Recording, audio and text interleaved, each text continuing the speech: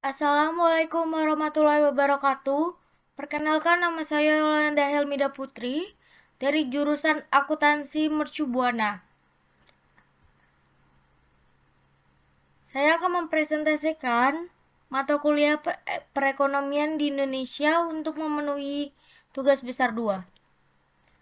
Di sini ada masalah perekonomian di Indonesia, yaitu ada 2. Yang pertama, masalah yang timbul akibat dari otonomi daerah dan kebijakan apa yang dilakukan pemerintahan pusat guna mengatasi masalah tersebut. Yang kedua, identifikasi tantangan dan hambatan di masa yang akan datang dan apa solusi dari kita sebagai sumber daya manusia berada di persaingan global saat ini. Otonomi daerah. Secara etimologis, istilah otonomi daerah berasal dari bahasa Latin. Kata otonomi berasal dari kata autus yang memiliki arti sendiri. Kata kedua berasal dari nomus yang memiliki arti peraturan. Berdasarkan etimologi, otonomi memiliki arti peraturan sendiri, memerintahkan sendiri atau mengatur. Otonomi daerah dan daerah otonomi adalah dua hal yang berbeda dalam makna sempit. Otonomi memiliki arti mandiri. Dalam makna luas memiliki arti berdaya, maka dari itu otonomi daerah adalah kemandirian suatu daerah. Kemandirian tersebut berkaitan dengan pembuatan dan keputusan mengenai hal-hal yang penting di daerahnya sendiri. Menurut Undang-Undang Nomor 32 Tahun 2004, otonomi daerah adalah hak, wewenang, dan kewajiban daerah otonomi untuk mengatur dan mengurus sendiri urusan pemerintah dan kepentingan masyarakat setempat sesuai dengan peraturan perundang-undangan. Masalah akibat otonomi daerah yaitu ada 6. Yang pertama, adanya eksploitasi pendapatan daerah. Yang kedua, mengenai pemahaman terhadap konsep desentralisasi dan otonomi daerah yang belum mantap. Yang ketiga, penyediaan aturan pelaksanaan otonomi daerah yang belum memadai. Yang keempat, kondisi sumber daya manusia aparatur pemerintahan yang belum menunjukkan sepenuhnya pelaksanaan otonomi daerah. Yang kelima, adanya potensi munculnya konflik antar daerah. Yang keenam, korupsi di daerah. Penyelesaiannya yang perlu dari kebijakan dari pemerintahan pusat guna mengatasi masalah tersebut adalah di sini ada pembangunan nasional. Pemerintah perlu membuat master plan pembangunan nasional untuk membuat sinergi pembangunan di daerah agar menjadi landasan pembangunan di daerah dan membuat pemerataan pembangunan antar daerah. Di sini udah ada bendera Indonesia. Pemerintah perlu memperkuat peranan daerah untuk meningkatkan rasa nasionalisme dengan mengadakan kegiatan jiwa nasionalisme seperti mengibarkan bendera sang merah putih dan lain sebagainya. Pemerintahan pusat perlu melakukan pembatasan anggaran kampanye dengan menurut penelitian korupsi yang dilakukan kepada daerah akibat pemilihan umum berbiaya tinggi membuat kepala daerah melakukan korupsi. Stop korupsi di daerah kita sendiri. Pemerintahan pusat perlu melakukan pengawasan peraturan daerah agar sinergi dan tidak menyimpang dengan peraturan atasnya yang lebih tinggi.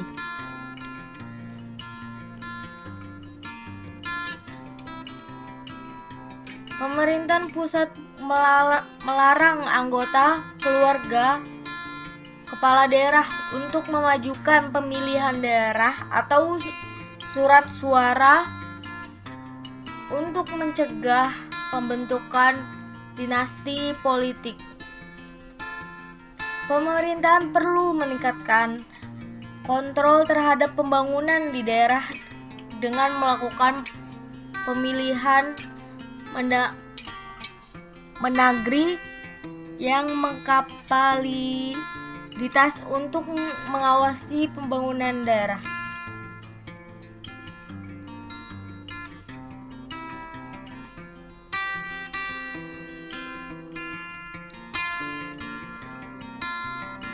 Pemerintahan pusat perlu melaksanakan atau melakukan governance dengan memangkas birokrasi, mengadakan pelayanan satu pintu untuk masyarakat, dan melakukan efisiensi anggaran. Nah, di sini masalahnya sudah yang kedua ya teman-teman.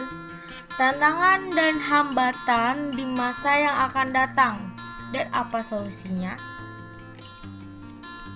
Tantangan yang kita hadapi dalam era global saat ini. Sumber daya globalisasi dituntut untuk mendapat pengaturan diri sendiri merupakan kompetensi dasar yang wajib dimiliki oleh era globalisasi saat ini di Indonesia. Yang kedua, menghadapi tantangan di mana adanya motivasi yang tinggi tanpa disadari keinginan untuk maju dan berkembang. Maka dari itu mengakibatkan inisiatif sumber daya manusia menjadi tumpul. Yang ketiga, sumber daya dituntut untuk memiliki keterampilan berkomunikasi dan hubungan antara manusia dengan manusia, manusia dengan kelompok atau manusia dengan individu gitu. Untuk membina hubungan kerja dengan individu yang lain merupakan kompetensi yang harus dikembangkan di Indonesia saat ini.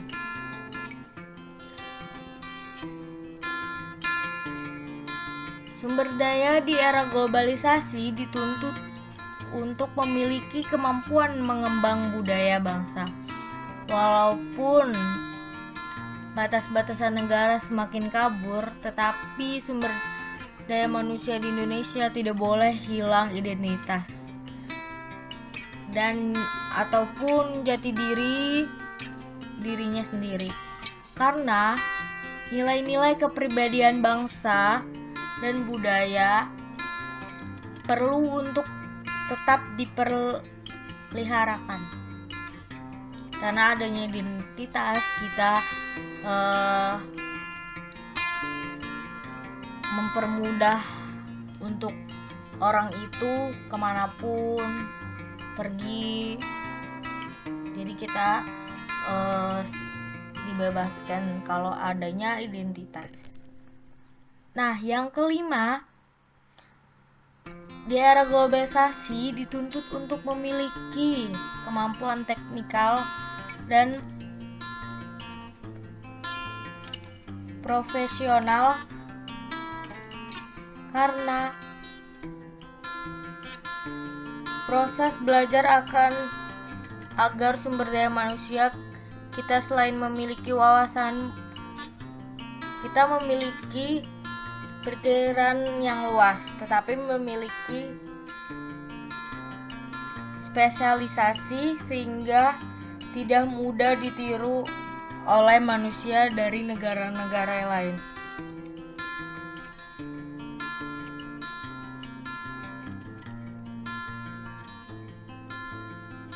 Sumber daya manusia di era global dituntut untuk memiliki keterampilan melayani dan memuaskan konsumen.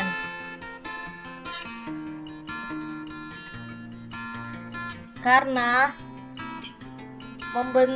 menentukan tingkat keberhasilan sebuah bisnis di Indonesia saat ini. Jadi, kita banyak berkomunikasi dengan orang-orang bisnis. Jadi, kita harus memuaskan orang tersebut agar bisa mengikuti bisnis-bisnis yang kita presentasikan gitu. Yang ketujuh, globalisasi dituntut untuk memiliki keterampilan manajerial perlu dimiliki. Keterampilan ini yang manajerial yang mantap dan handal, seperti menjadi manajer yang dapat berkomunikasi dengan baik, yaitu kayak berkomunikasi visi, membina kelompok kerja, serta mampu memimpin dan mengembangkan bawahan hambatan. Yang pertama, belum siapnya sumber daya manusia untuk menerima perubahan yang terjadi. Karena seringkali dijumpai baik dalam satu organisasi maupun dalam perusahaan, yang pada akhirnya mengambil tindakan pemecatan karyawan. Yang kedua, prasangka buruk terhadap perubahan. Banyak di antara yang menganggap bahwa teknologi itu sulit dipelajari, sehingga menimbul rasa enggan untuk mempelajari teknologi dan memiliki untuk memperkerjakan orang lain. Lalu yang ketiga, tidak persediaan alat dan anggaran yang cukup untuk memenuhi kebutuhan akan praktis, sehingga sumber daya manusia tersebut sulit untuk melakukan pengembangan diri. Solusinya, yang pertama, meningkatkan kemampuan berpikir tepat, kritis dalam berpikir juga untuk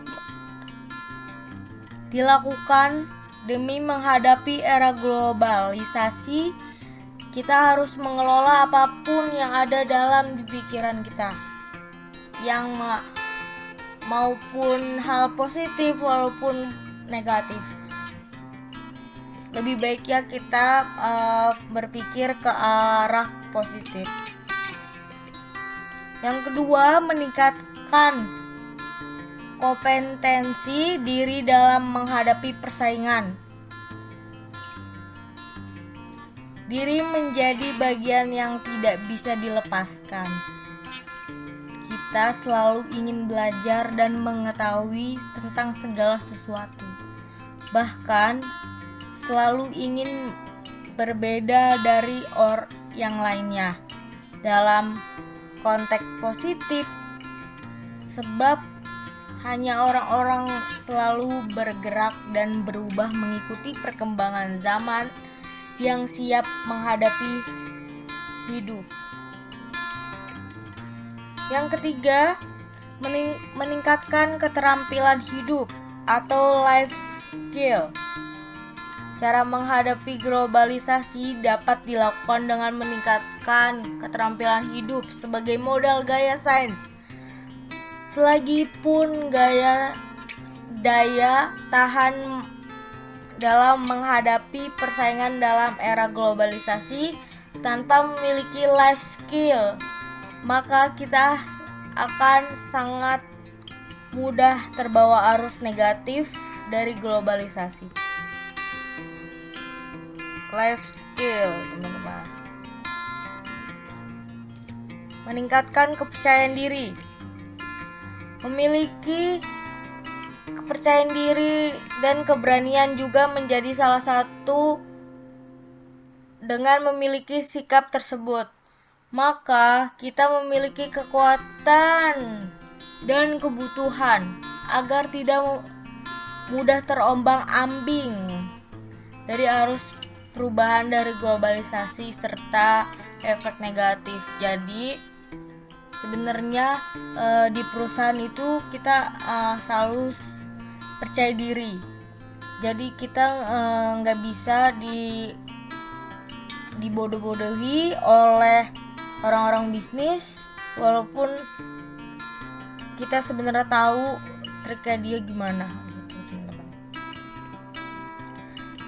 Yang kelima, terus belajar dan belajar, jangan pantang menyerah teman-teman.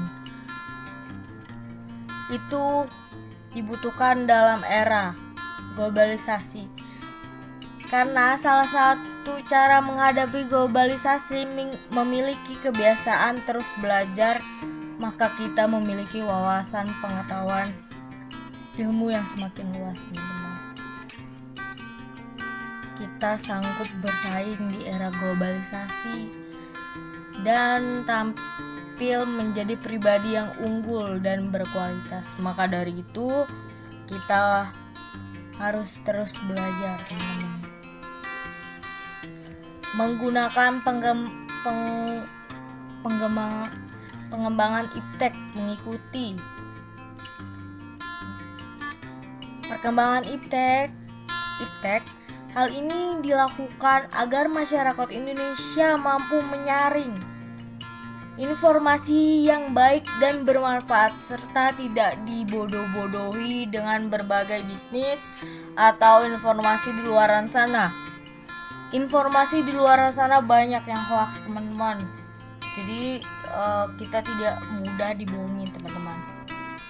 Yang ketujuh, kita harus bisa belajar bahasa asing, teman-teman. Jadi kita harus belajar, teman-teman. Seenggaknya kita bisa sedikit-sedikit gitu, teman-teman. Dengan bahasa asing, misalnya kita belajar bahasa Inggris, bahasa Jerman atau bahasa Mandarin, dan bahasa-bahasa lainnya. Open-minded pada hal positif. Kita belajar untuk memiliki pikiran yang terbuka. Yang pikiran kita hal positif, jangan menganggap jika apa yang kita pikirkan selalu benar. Jadi kita selalu pemikiran positif, tapi kita harus memiliki teman untuk cerita. Jadi kita tahu itu pikiran kita benar apa salah gitu. Yang kesembilan, asah terus skill yang dikuasai.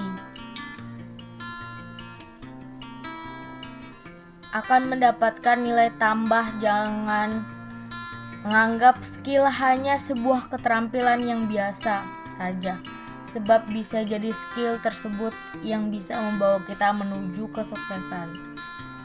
Benar banget, teman-teman. Kalau kita punya skill satu, insya Allah kita bakalan sukses, teman-teman. Jadi skill itu dipergunakan nanti untuk kita memiliki perusahaan atau memiliki apa gitu. Jadi kalau menurut aku ya, teman-teman, di perkuliahan itu kita harus memiliki satu yang kita bisa.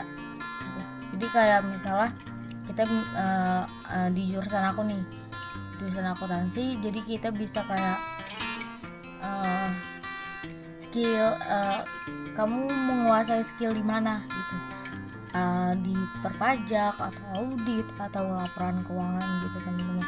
Jadi kita harus memiliki skill, jadi kita nanti gampang, teman-teman, untuk kerja dimanapun.